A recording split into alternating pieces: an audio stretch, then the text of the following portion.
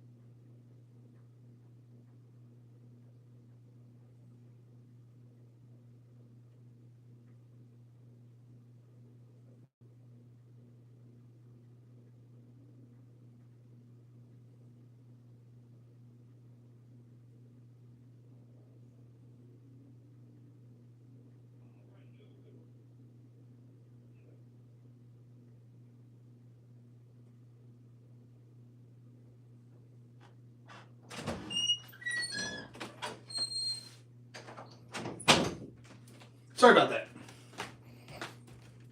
Way back. Anyways, that was Dogman, Mario. The Plankton movie, I don't know that there was necessarily a good message behind it, but it was harmless.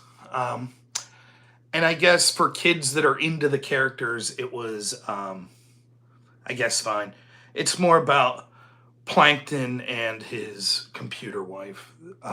Moonlight, thanks for the $5. Says, I saw the Iran president felt bullied by Trump's nuclear peace letter. Super excited to watch all the feminists and liberals fully support Iran. All right, yeah. So yeah, enough talk of kids movie. Let's jump in to the story. So the theme of today's show is sort of the globalist failures that we see around the world. Now, you'll notice when I debate these people that are like, oh, the United States should be the world police. And when I talk about situations like Iraq, Libya, Afghanistan, They never want to hold any of that account. They're just like, oh, whatever. Mistakes were made, or it still ended up good, and whatever. Now it's time for the next thing. And this is what constantly happens with these situations. They create a problem through their interventionist policies, and then they demand, instead of saying, oh, we screwed up royally, we should be shamed and keep our mouth shut, they say, oh, now there's a problem, you have to rely on us to fix it. So the United States funds the Mujahideen, it becomes the Taliban. Years later, we have to have the Patriot Act. We have to go to Afghanistan for 20 years to fight the Taliban and Al-Qaeda. They never they don't say, oh, yeah, maybe you shouldn't listen to us. It's, nope, you got to trust the exact same neolibs that got us in that situation. And you got to listen. It's the same with, the best example is the NATO intervention into Libya, which we'll talk about a little in this show.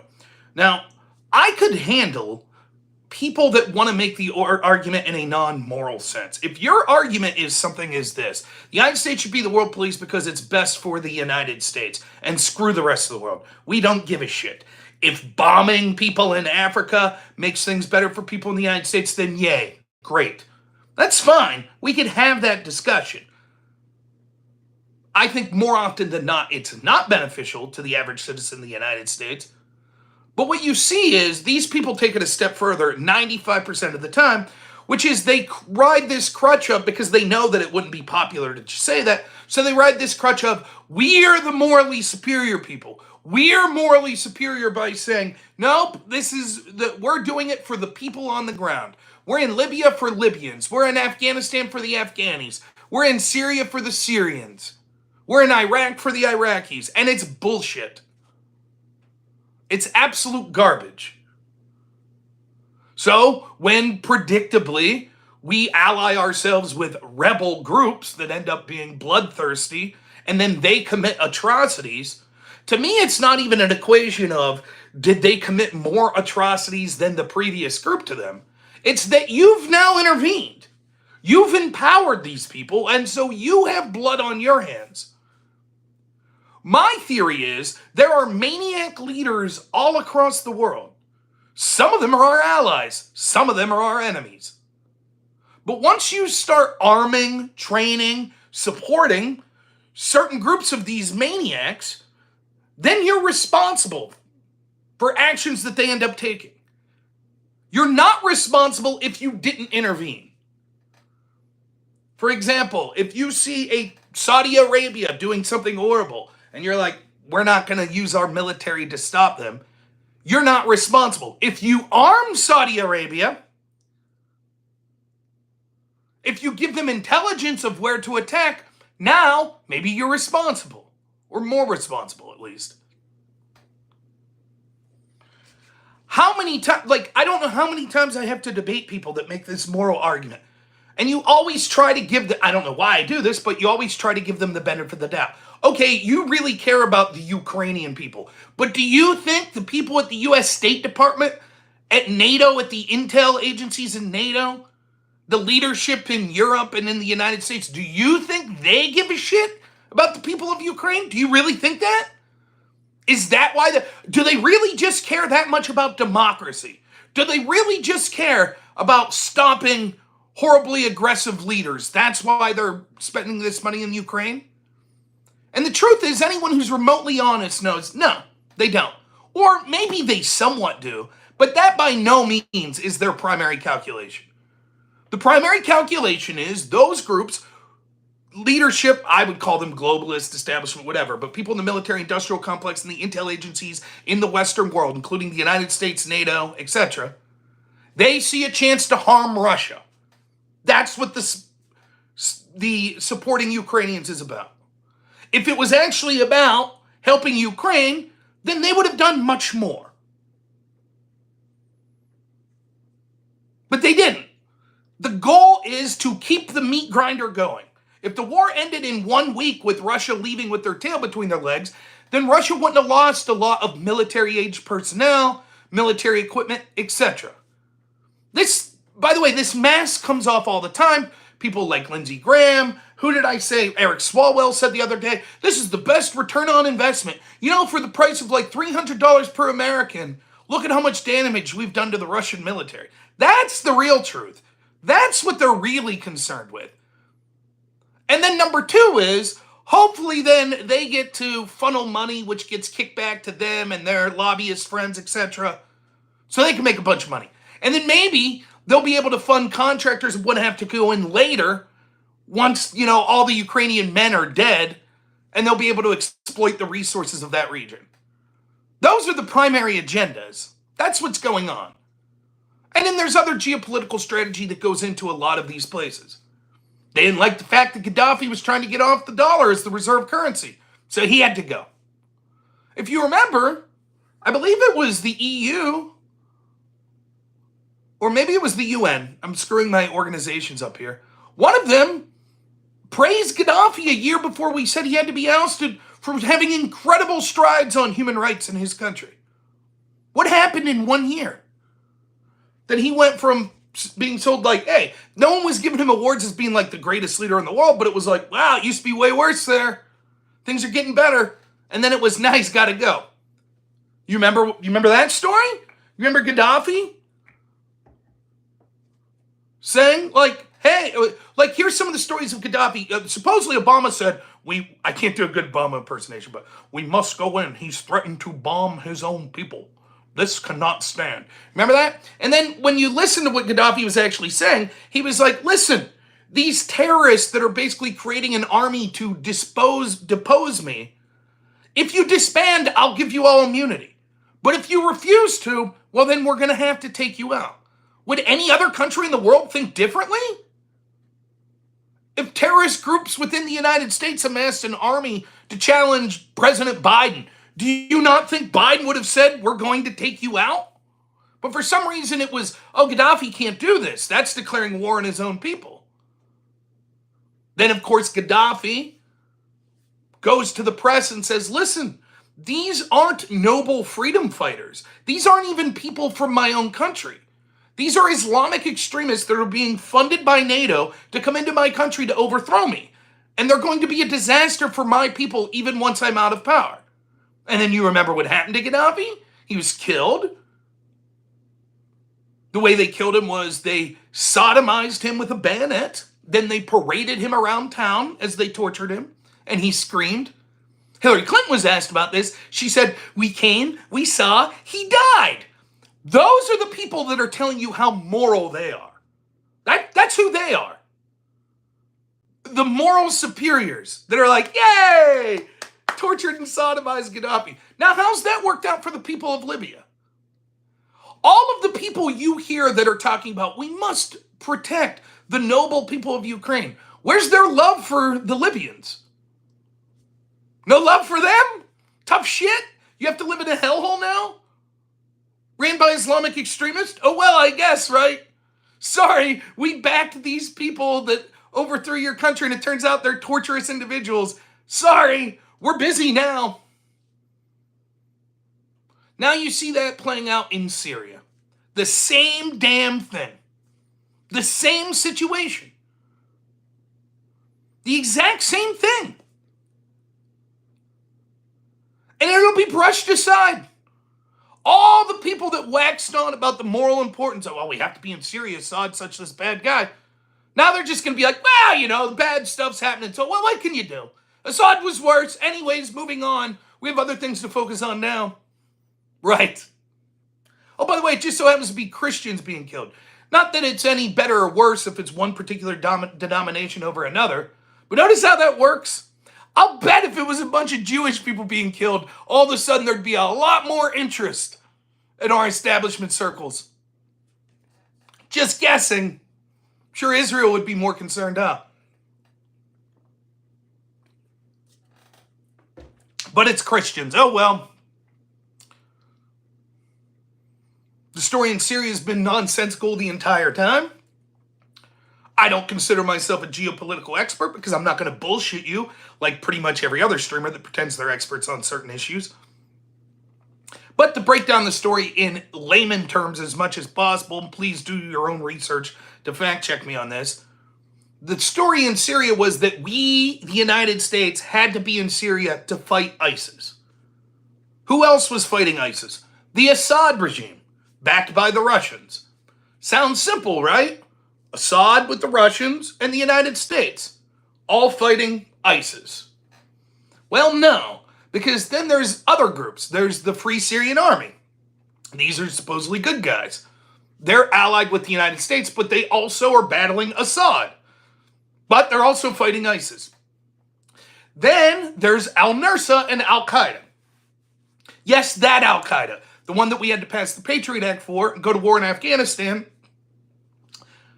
We had to permanently revoke the rights of the American people and their Fourth Amendment rights and their First Amendment rights, etc., through the Patriot Act, because al-Qaeda is such a nefarious, terrible enemy. But there are allies. And it's not just me saying this. There's been all sorts of communications that have been released. There was a WikiLeaks on Hillary Clinton that said, look, if Assad gets deposed, the Christians there are going to be screwed.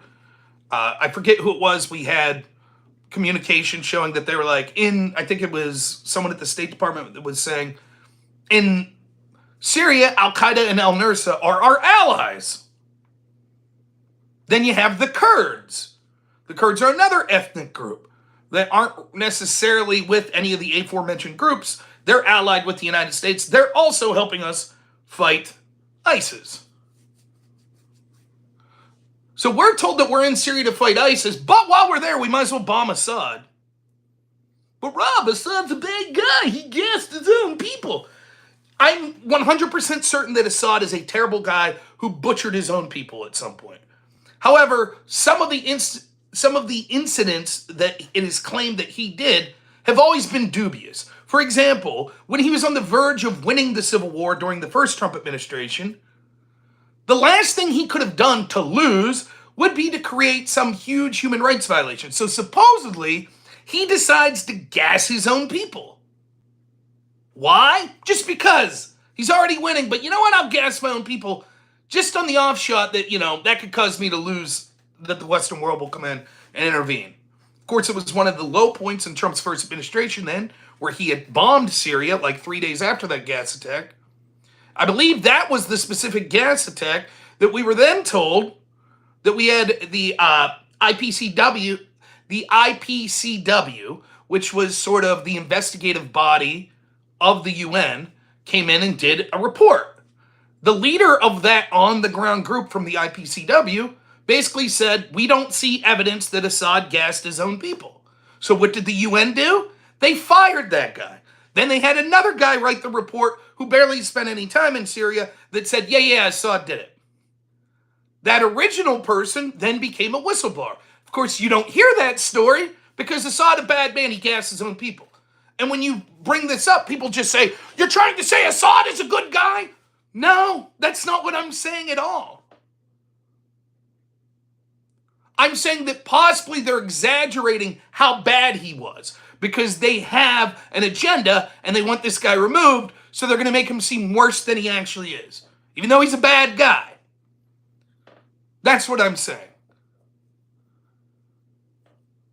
I'm not even saying that the people of Syria didn't have the right to depose him. That's their business. I assume he sucked for many people in Syria. The problem is, when the Western world decides to get involved and financially back or give intelligence or give support in various ways to rebels that then end up committing atrocities and genocidal behavior, now they're responsible for that. And that's exactly what's happened in Syria. You also remember other stories of Syria that, before we get to the current situation that's going on, just things that I've talked about many times.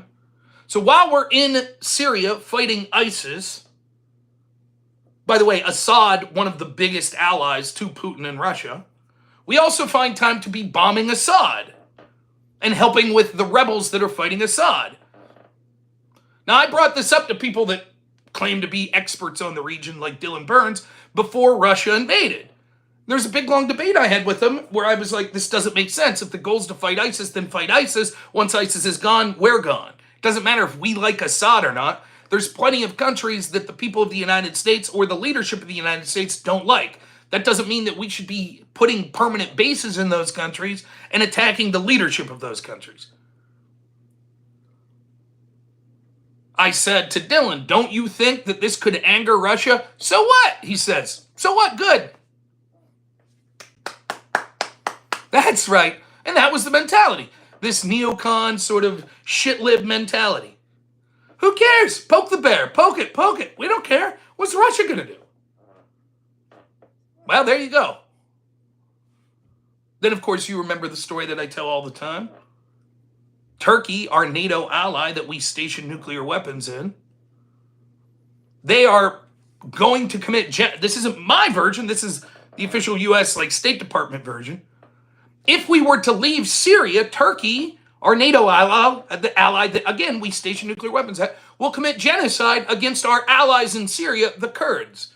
So we must permanently have a military presence in Syria. Permanently. Because, and imagine that if you're the Syrians. Imagine if you're Assad. You're like, okay, dude, you're here to fight ISIS.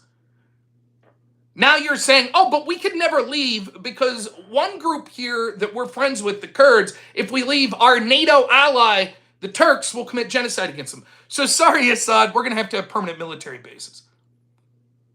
You remember that Trump tried to withdraw troops from Syria. And all of the shitlibs that I debate are happy that the generals lied to Trump so that they could actually keep troops in Syria. They thought that was great. Very smart. Awesome to do. Again, none of them remotely think that's a provocation towards Russia permanently occupying another sovereign nation. Where's, by the way, the people that are like, well, it's outrageous that Russia's occupying Ukraine. It's just morally righteous that we can't give 1 inch and Ukraine must kick them out of the country. Where was that energy when the United States was stationing troops in Syria? Where was that energy there? Did Assad have the moral righteousness to kill American troops and kick them out? I'm sorry, was NATO and the European Union backing the removal of U.S. troops from Syria? Nah, that was different. Sovereignty didn't matter then. That's different. Because Assad's a bad guy, so it's okay. It's okay when the United States does it. That's perfectly fine. All of this talk of, and we'll get to democracy in here in a bit, but when you hear them say, we have to do this for democracy, we have to do it for sovereignty, they're full of shit. They selectively apply these principles. In a moment's notice, they'll say, well, it doesn't apply to this time because that guy's a bad dude. So it doesn't apply here.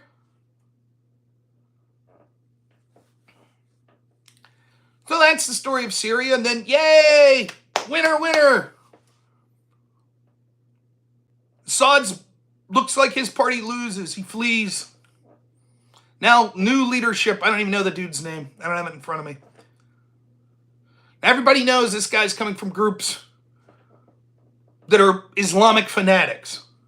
So what happens? Well, you can go to X. I'm not going to show you, but you can go to X and see video after video after video of the enemies of this new regime, things like this, being paraded around on hands and knees, being forced to bark like dogs before they're being executed on the street. Today I saw a nice video as I was strolling through X of a Christian crucified and then his head being blown off on camera. You can see, it's real nice. You can see the sort of brain splatter.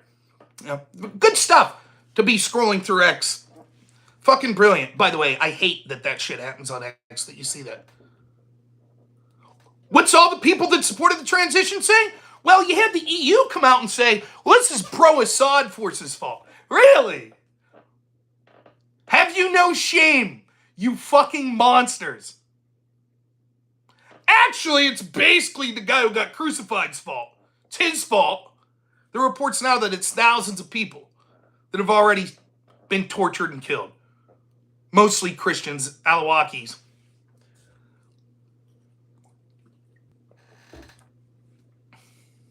Yeah, so what, you like Assad? You think Assad's a good guy? It was still better. Spare me. Your moral preening won't work on me. It has nothing to do if I think Assad's good or not. This was the predictable results of the foreign policy that you push for. Remember when I debated Connor there a month ago and got him to admit that, yes, his interventionist foreign policies is what led to this war in Ukraine going on? He'll change his mind now, but in the heat of the debate, he can't argue, so he's like, yeah, okay, I guess the color revolution led to Russia invading, blah, blah, blah, blah. So all the deaths now are because of the foreign policy that he advocated for. But instead of saying, maybe I should eat some fucking humble pie and shut my mouth, he says, no. Now the only moral thing to do is keep sending money so more Ukrainians could die. He's not going to go to Ukraine and fight. His disastrous interventionist policies is what led to the war occurring anyways. But now it's immoral to not agree with his foreign policy and want to send just enough money so Ukrainians can continue to be forcibly conscripted and drug out of vans and shit and sent to the front lines to die in that meat grinder. Same shit going on with Syria. I've been consistent. I even criticized Trump when he did things like bomb Syria. It's a huge fucking mistake.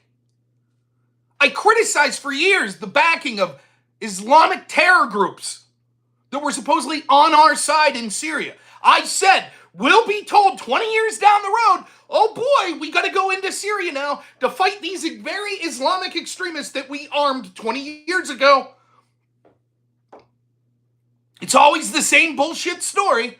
And now here we are. And where are those people that push for these policies? Where are they? They're still on their fucking moral grandstanding. Yeah, whatever. We had to do it. Assad's a bad guy. What do you like, Assad? These are Putin's talking points. Anyways, on to our next bullshit, where we advocate for more people to die in endless wars that we're unwilling to do so for ourselves. But trust us, we're morally superior to you. Now again, those that just want to say, yeah, it's fucking tragic, but whatever, America first. Fuck it. Assad being good's good for America. Yeah, people are going to die. Whatever. I think it's terrible, but at least that's more defensible than this faux moral superiority. So where are the people? Where are they? All those that have been lecturing you about, oh, you got Slava Ukraini. Where are they now with the Syria situation? Where are they? The same place they're at with the Libya situation. That's where they're at. They don't give a fuck. And look, it is true. I don't think that every person you see with the Ukrainian flag is a monster or anything like that. They're just easily propagandized to.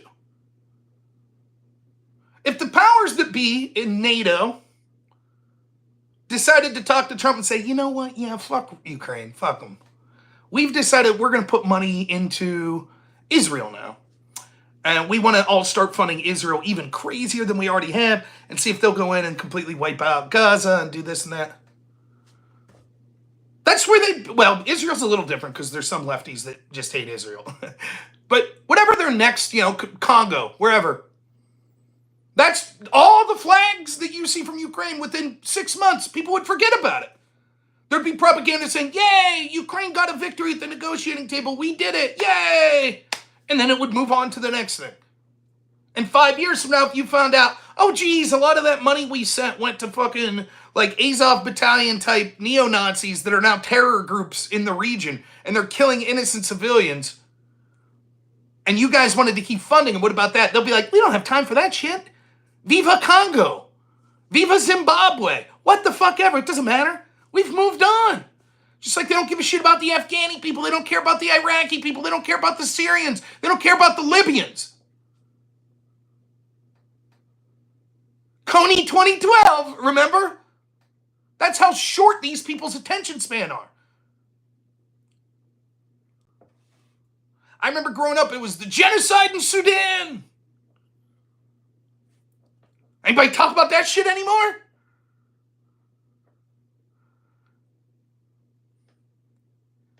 The truth is, a lot of people want a cause to rally around like this. And they're more than happy to listen to State Department talking points, feed them exactly the slop that they want.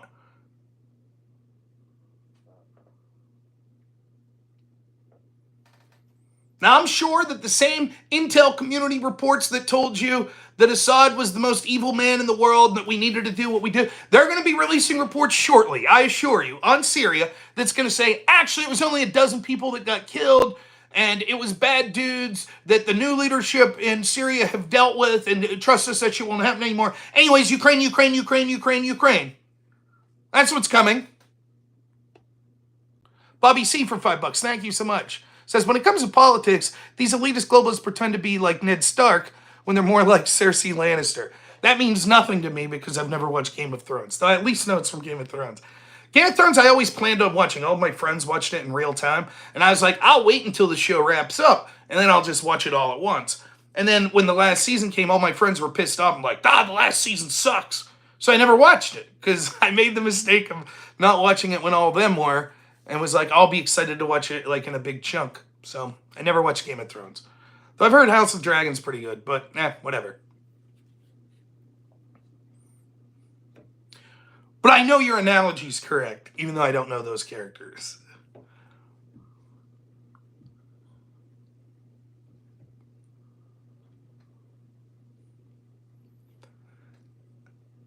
All of their ideas are always expendable. By the way, it's not just with foreign intervention wars. It's the same shit with lockdowns, with vaccine mandates. They demand that the government have this intervention, whether it be a military intervention, whether it be forced vaccinations, whether it be lockdowns. And then if they're wrong, they're just like, well, but you still got to listen to me. I tried my best. Anyways, you're immoral if you disagree or question me this time.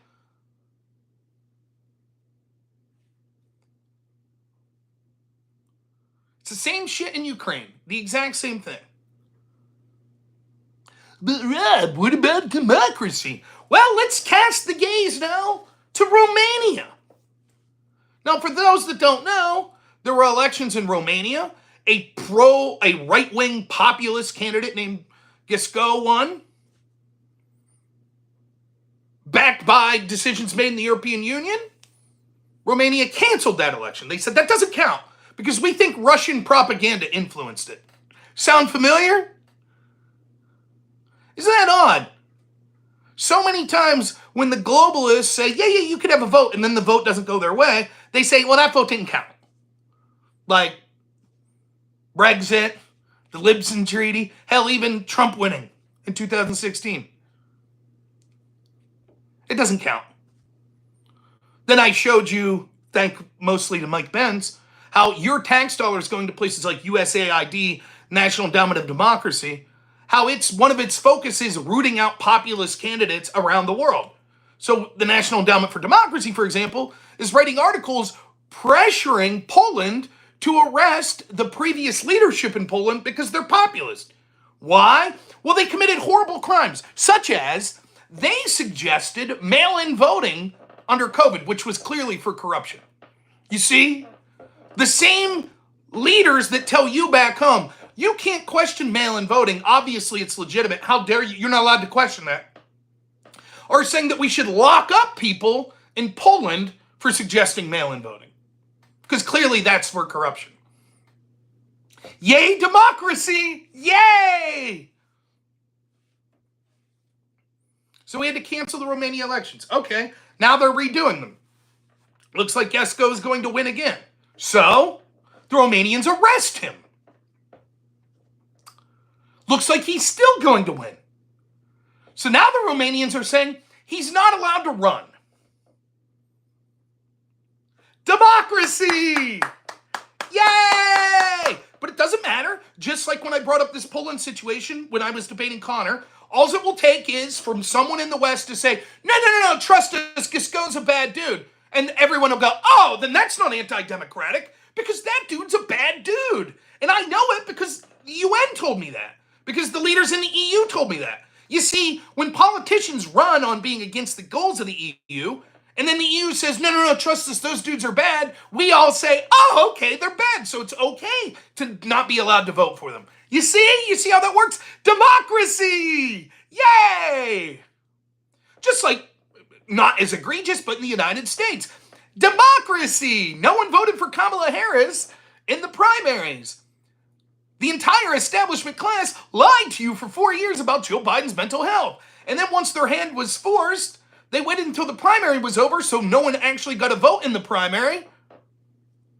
And then they just shoved Kamala Harris down your throat. Democracy! Yay!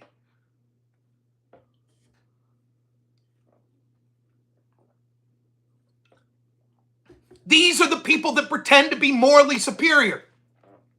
Well, we have to keep funding wars like in Ukraine. Why? For democracy. To fight against tyranny. because Russia's the aggressor. You mean like the United States was the aggressor in Syria? No, that's different. Assad's a bad dude. We were protecting ourselves. Lord of the Nerds, thanks so much for $5. How do you like the universal radio silence from the super moral liberals in response to Syria? Watch them now pretend the U.S. was never involved. That'll be part of the argument. The U.S. wasn't involved. To the extent the U.S. was involved, it was a good thing. Assad was worse. And if you question what's going on now, that means you're pro-Putin and pro-Assad.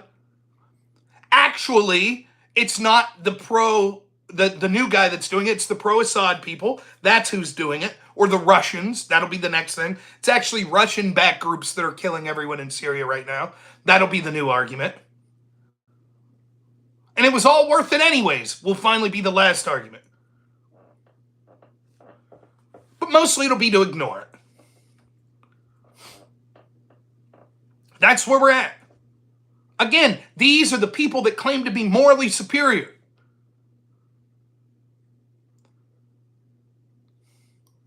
I'm so sick and tired of this moralization. It's the same, and once you see how fake it is, you can't help but see it everywhere. You're immoral if you didn't immediately succumb to COVID and want to lock down in perpetuity. Now, many of them had cutouts for themselves. We could go to the French Laundry. Our people, Black Lives Matter, they could go protest. You can't go to work. You can't go to a Trump rally. But Black Lives Matter can go protest. We can do what we want, but you can't do what you want. But it's because we're moral and you're immoral. What do you want, grandma to die? Remember this shit?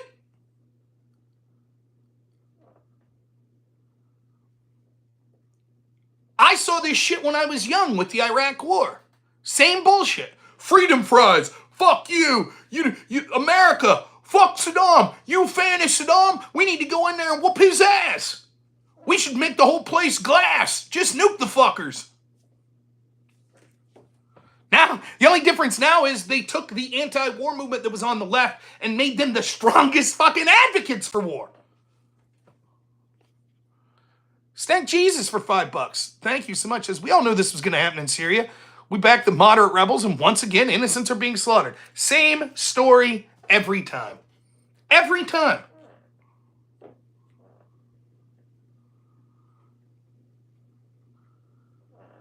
Chronicles Lives, thanks so much for the $2. I really appreciate it, man. And again, the sickest thing about it all is not just the moral preening that they did about Syria, but they'll actually use this years later to be another excuse as to why we need to intervene in the region again.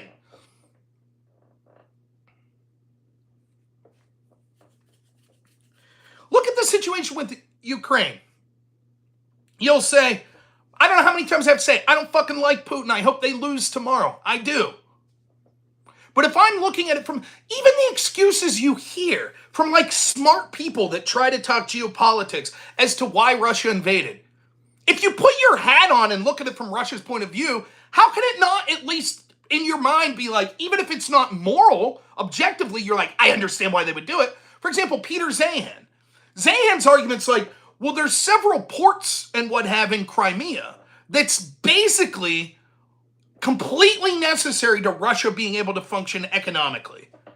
And if those get in control of pro-Western NATO-backed alliance, Russia's fucked.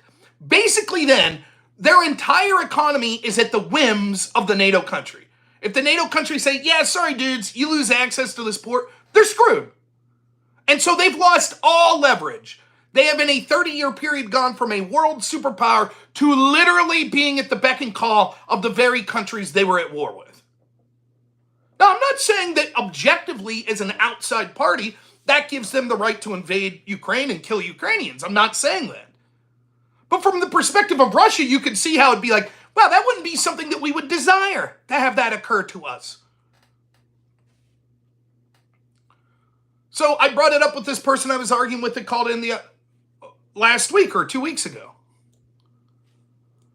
I said, isn't it true that the United States at least gave a verbal agreement and NATO gave a verbal agreement to the Soviets as they were disbanding? We promised that NATO won't expand eastward, and we violated that agreement. And what did the person I was debating say? And this is the talking point that's going on with it. You ready? Yeah, but NATO's a defensive alliance. It's defensive, so it's okay. They should be able to go right up to the border. They could break their promise because it was always defensive. You see?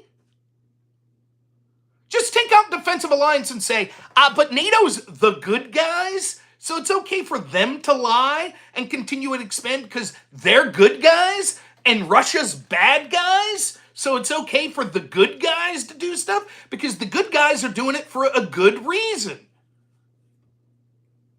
Right. Defensive alliance. Tell that to Serbia or Libya. Correct. Or Yugoslavia.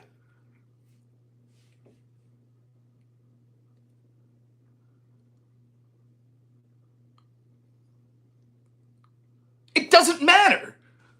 Again, you want to talk about violating treaties? Go look up the terms of the Non-Proliferation Treaty, which the United States has violated over and over again. We armed Israel with nuclear weapons. We've continued to test different types of nuclear weapons, which was supposedly against the Non-Proliferation Treaty. Bobby C., thanks for $5. Said that would be like Panama with the canal joining BRICS against the United States. Exactly. There was a treaty that the United States helped create called the CTBT, the Comprehensive Test Ban Treaty. Oh shit, when was this? Early 90s? Mid 90s? CTBT. The United States helped create it. A bunch of countries around the world signed it. United States refused to sign it. So it never went into effect. Contemporary Compendium, thanks for the $5, says, hope you're having a great night, Rob. Keep whooping ass. I am having a great night, and I will keep whooping ass. The 80s was CTBT was the 80s? Okay. Now, I'm fucking America all the way. Don't get me wrong. My stance is I want our government to focus on the concerns of Americans first and foremost. However, that doesn't mean that they go out and cause evil to benefit Americans. But it's not our duty to be the world police. And to the extent that you say, well, maybe it would be a good idea to have the United States be the world police. Yes, if the people running the show were benevolent and competent, which they're neither. How's that world police shit working out in Libya? How's it working out in Afghanistan? How's it working out in Syria? But I'm sure it'll be different in Ukraine, right? And if we get into World War III and Russia launches a nuclear weapon and millions of people lie or die, do you think for a second that the people that pushed for the continuing escalation, for 1 second, they would have any responsibility for it? They would say, see, Russia was evil. We told you. Told you.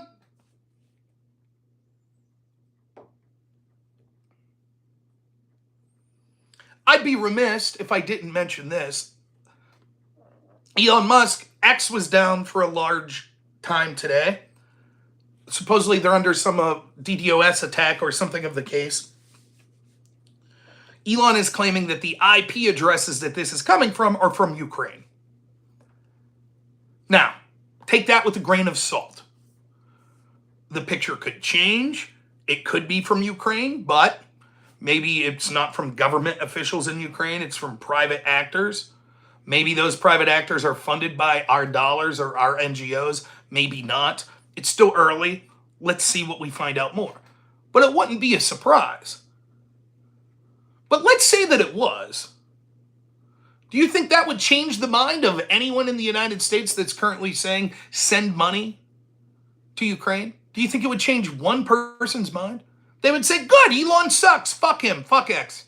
Who cares that it's an American company denying services to Americans? Who cares? Good. Elon deserves it.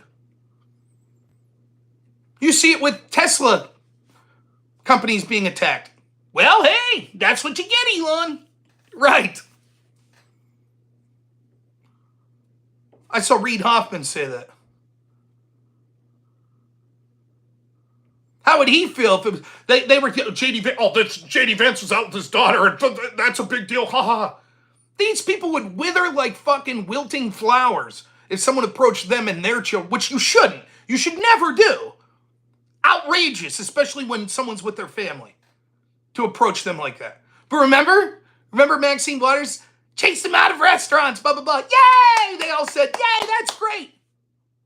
Remember when the Dobbs decision got leaked? And people were protesting outside of Kavanaugh's house and putting pictures up of his daughter's school and shit. Then there was an assassination attempt against Kavanaugh, and they went, well, you know, free speech. See how long they'd share that attitude once it's fucking them. Then we'll see things will be different. Oh my God.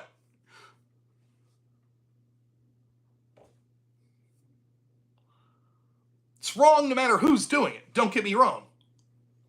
But it's clear. I mean, look at how many on Reddit you can see how many people were. Again, we go back to Luigi Mangione or whatever shooting that CEO for healthcare. You starting to see the slippery slope? We've already had 2 assassination attempts against Trump.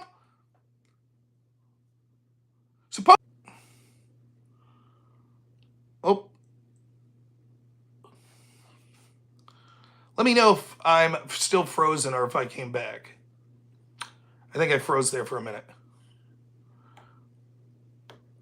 Clear now? Okay. Okay. I'm not going to go much longer anyways, but I'm back. Yay. They don't give a shit.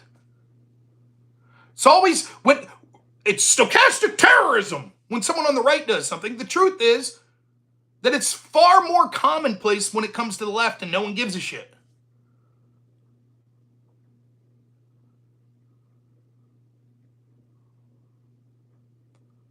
If this attack, DDoS attack, came from Ukraine, yet another reason to not give them another dime, which they shouldn't have been getting in the first place, and to the extent where they were getting, should have been immediately stopped once the American citizen Gonzalo Lira was fucking died being arrested for the crime of free speech in a Ukrainian prison. And no, I won't let it go. Gonzalo was a bad guy. He was shitty. He wasn't really a journalist. He had a bunch of bad takes. He was scummy, blah, blah, blah. I don't give a fuck. He was American. I stuck up for bringing Brittany Griner home. I think she sucks. But she's American.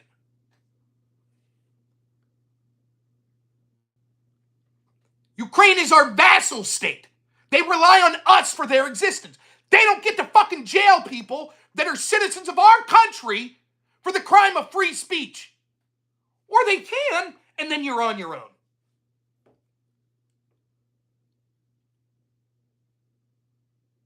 The truth is, although it's verboten to say, Zelensky does suck. He is a tyrant. Some of it makes sense. Yeah, I probably wouldn't have elections either if I was fighting every day like the Ukrainians are. That I get. Cozying up to members of the Azov battalion, though?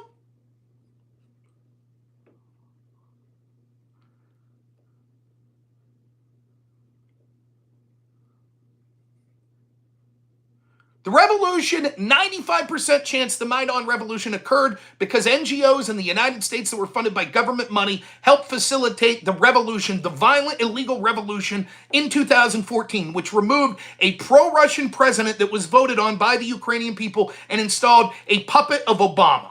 That's what happened.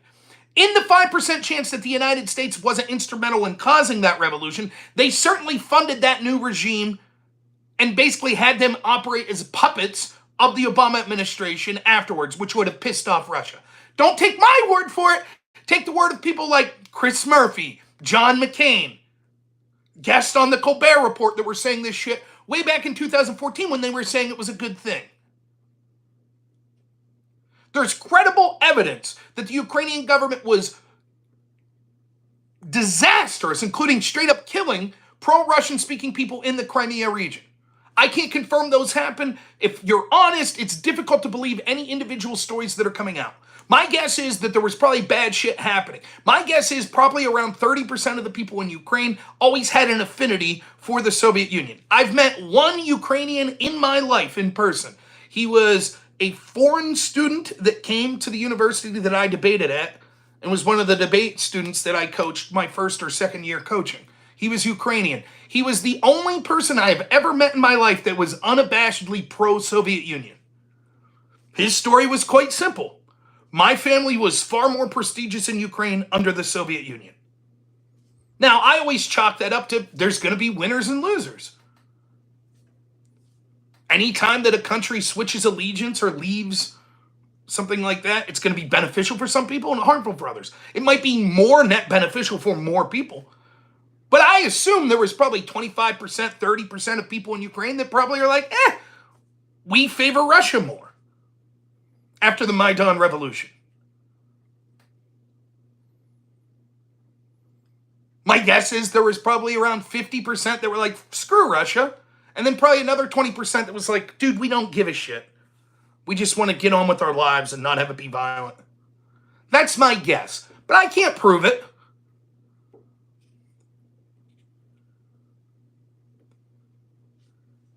But the idea that this is just this real simple story and the Russians are the orcs in Lord of the Rings and, Zelensky's leading the Riders of Rohan fighting them, it's bullshit. Zelensky sucks. We're going to find out down the road that a lot of the money that we already hear stories, a lot of the money and weapons we sent there, well, they came up missing. You're going to find that out. Then we'll find out that terror groups in the region somehow got weapons. You'll find that out. Whoopsie daisy, oh well. This shit's to be expected, we'll be told. You're conspiracy theorists for saying it now. You're pro-Putin for saying it now. But they'll admit it eventually.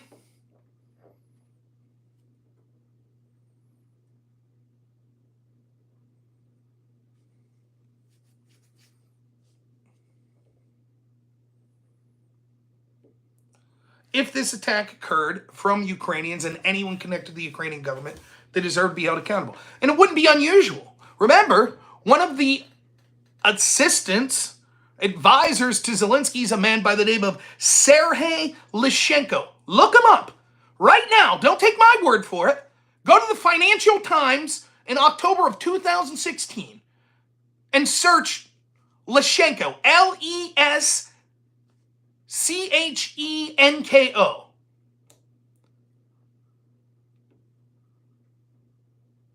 And about the second or third paragraph down, it actually says the words, Ukrainian officials have done something that would have been unheard of. They decided to intervene, however indirectly, in the United States election.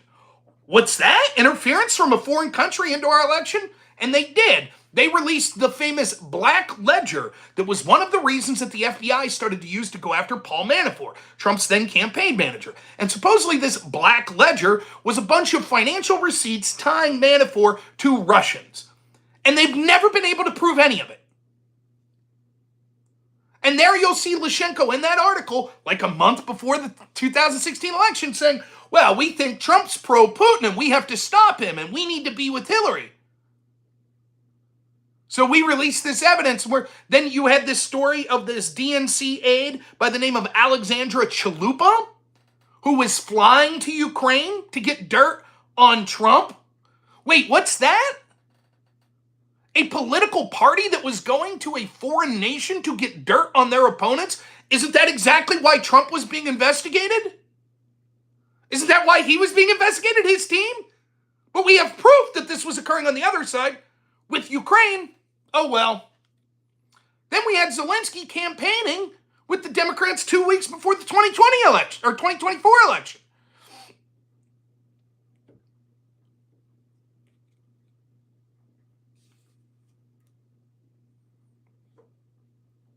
Not to mention, there's never been any accountability for the fact that we had the Obama-Biden administration offering $1 billion of USAID money in the form of a loan guarantee to Ukraine with a quid pro quo in order to force the firing of a prosecutor that was looking at Biden's son.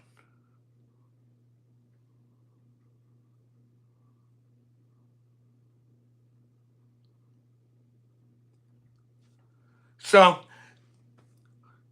but never mind that. It's just a battle of good and evil. That's all it is. We morally have to defend Ukraine. Oh, so you're going to go over? No. But you're going to send money? No. But you're advocating boots on the ground? No. So what exactly are you advocating? Well, let's just keep sending them enough money to keep the stalemate going. And then what happens? What's the end result again? Has anyone been able to tell you a compelling story? At least I could respect someone like Dylan Burns, who was even critical of the Biden administration, saying they need to do more. They need to send more. They need to give so much overwhelming capability to the Ukrainians that they could win this thing. But most of the people are just like, no, just keep sending them what we've been sending them, basically. Keep the stalemate going. Yay!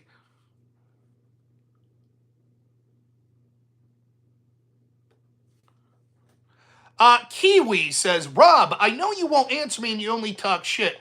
I have sent money. I didn't see any money you sent. If you have a question, you could respond. There are 163 people on here right now. The chat's going very fast. I can only see 2 chats at a time because I'm on my phone. But apparently, you're a big man who has something to say. So let's hear what your big man take is that I'm apparently afraid to answer. Go ahead. I said that I was going to go an hour, but I'll stay overtime, lest I be called a coward by you. So go ahead, Kiwi. You have 2 minutes to type out your bullshit that you need me to answer, fuckface. Why don't you go for it, okay? I can't take call-ins because I'm on my phone. I don't know how to do call-ins while I'm on this.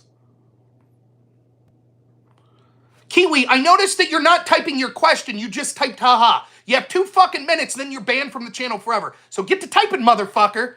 I'm not going to sit here while you go, haha.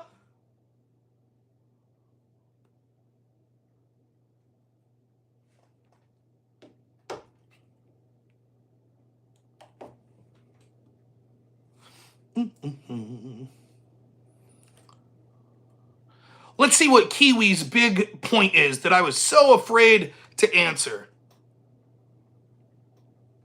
that now I have to stay extra for.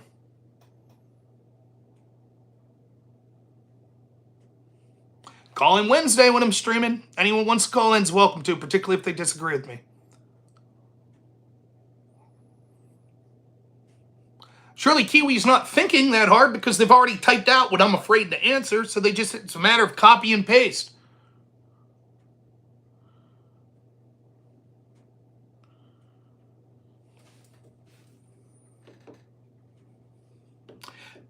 Time's running out, Kiwi.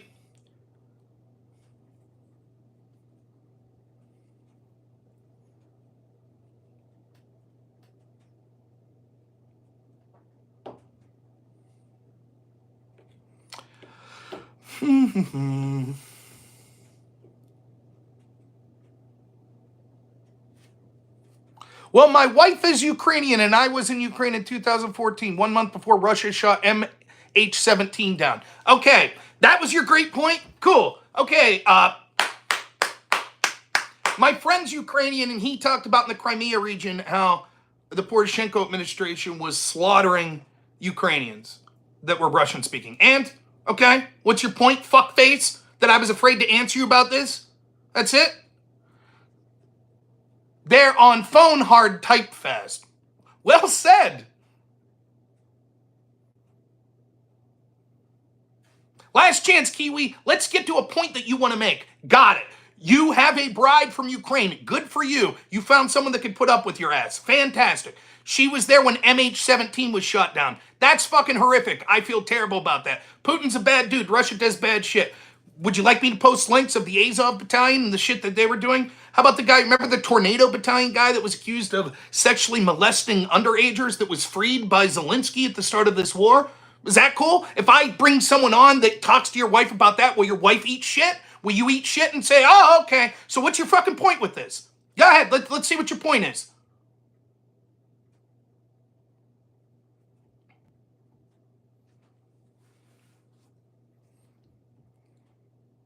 Now we're on, he said that at 60 minutes into the show, so now I'm at 3 minutes and 45 seconds waiting for this fuckface who says I'm a coward to make an argument. I'm afraid. I won't respond. He sent money in before. I won't respond. I'm so afraid. What was the big comment? My wife's from Ukraine. Okay. What's the point, Kiwi?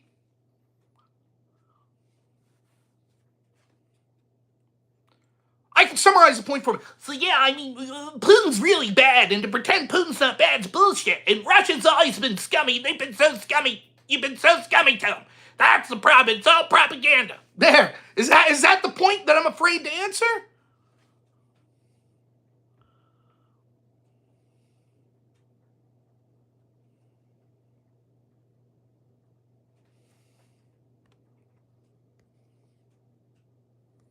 Am I missing anything? Is that it? All right, you got 30 seconds. I'm fucking out of here.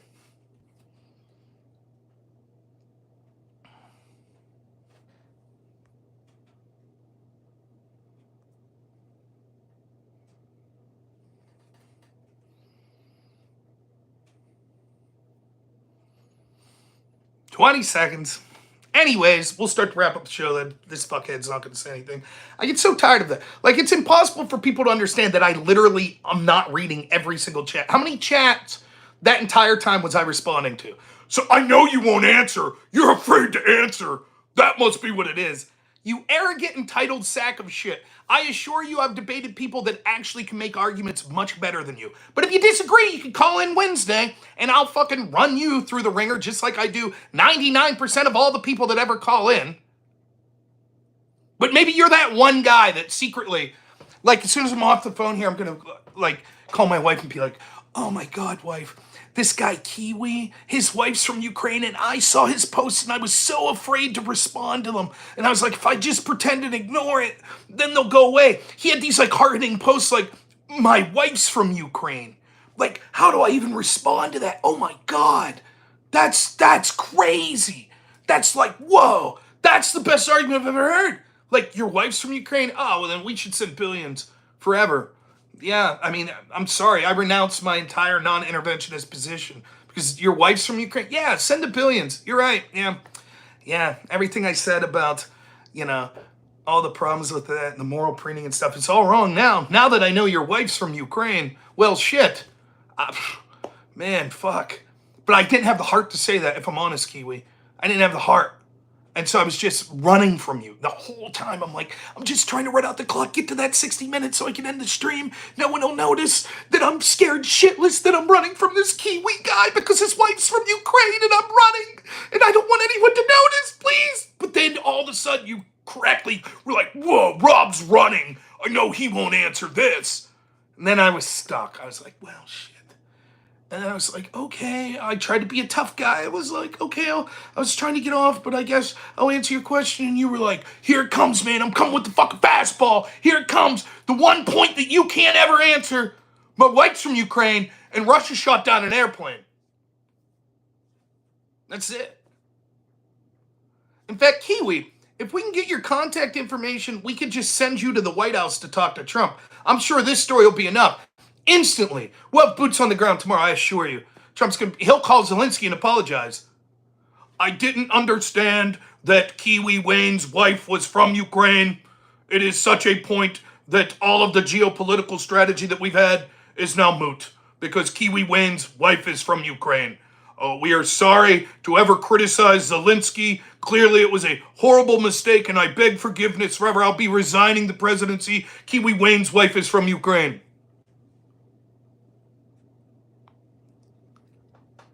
All right. Thanks, Kiwi Wayne, for the extra 8 minutes of the show that I got to make fun of you. Anyways, to the rest of you, sorry I get a little hothead. I hate that shit, though. I hate that fucking tough guy. Oh, you're afraid to respond to me. There ain't one person, that I'm afraid to talk to. The worst that's going to happen is they're going to prove me wrong, and I'll say, wow, maybe I'll adjust my position now, which is absolutely fine, which is why I basically take open call-ins to anyone who wants to talk. Anyone who wants to debate, I'll debate. With few exceptions of people that I've had bad interactions with before where I got like doxxed and shit like that. Other than that, or people that are so stupid that it's just, But you keep being a legend in your own head, Kiwi Wayne, that I was running from you. You do it, man. To the rest of you, if anyone for whatever reason thinks that I'm purposely ignoring your chat, I assure you that is not the case. The truth is, particularly when I'm streaming on my phone, I can't show you a pic. I guess I could screenshot and show you.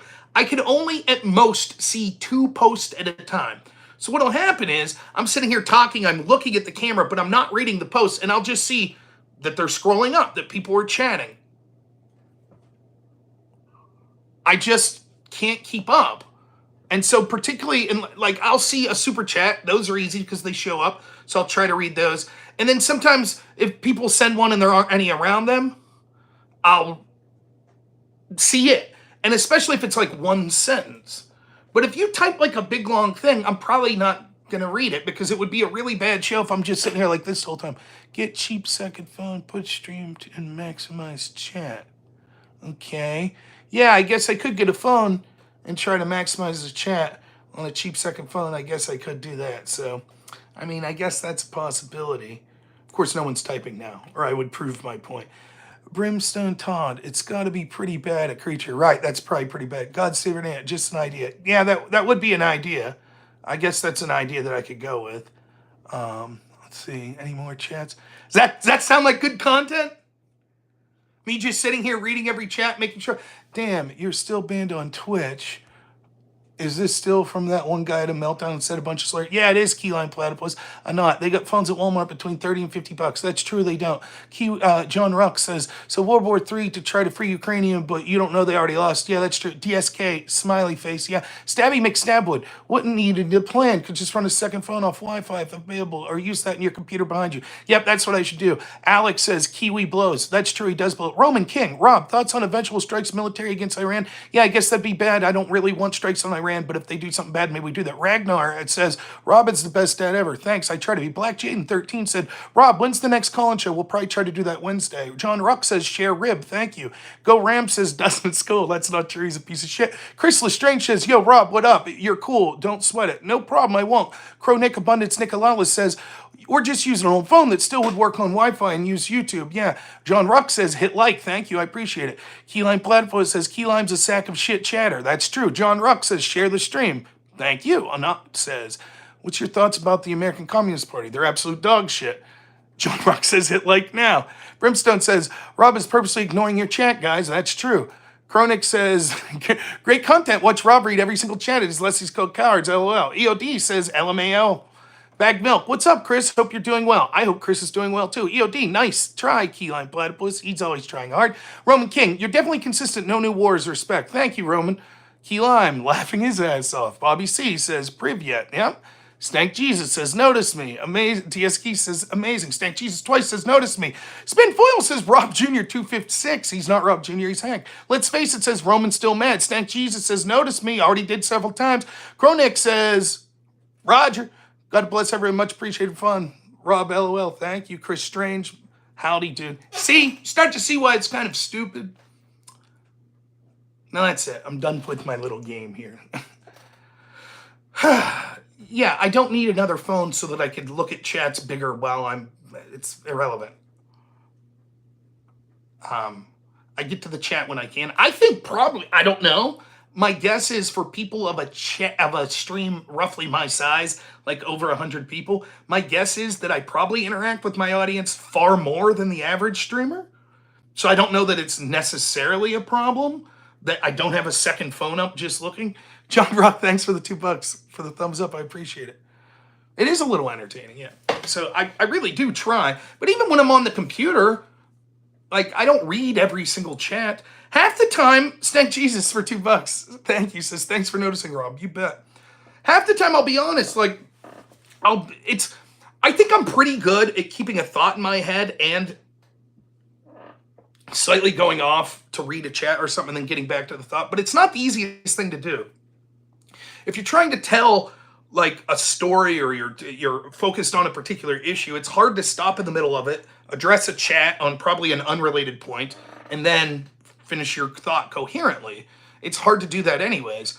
So oftentimes what happens is there'll be high points and low points during a stream of mine when I'm reading the chat. And because of that, it's like I might not read it for 6-7 minutes other than a super chat. What happens is most of the time I'll go back and I'll start looking at the chat and I'll be confused as shit because it's like people at the chat arguing with each other. And then every once in a while, I'll mistake someone saying something in the chat to someone else to being at me. They'll be like, you're a fucking idiot. And I'll be like, what the fuck did I say? I'm a fucking idiot. And they'll be like, no, I was saying that to Keyline Platypus. And I'll be like, oh, everybody knows he's a fucking idiot. Yeah, that makes sense.